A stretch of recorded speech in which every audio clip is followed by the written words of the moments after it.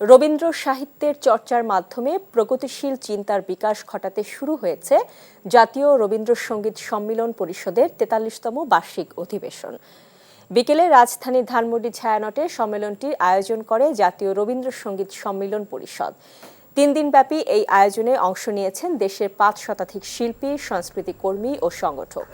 সম্মেলনটি উদ্বোধন করেন শিল্পী ফাহমিদা খাতুন। সম্মেলনের মাধ্যমে সকলে আরও ভালোভাবে রবীন্দ্রনাথকে চিনতে ও জানতে পারবে বলে আশা প্রকাশ করেন বক্তারা। বর্তমানে জাতীয় রবীন্দ্রসঙ্গীত সম্মিলন পরিষদের সক্রিয় শাখা রয়েছে ৮২টি। সকাল ৯:৩০ থেকে শুরু হয়ে বিকেল পর্যন্ত চলবে এই আয়োজন শেষ হবে আগামী ২৫ জানুয়ারি।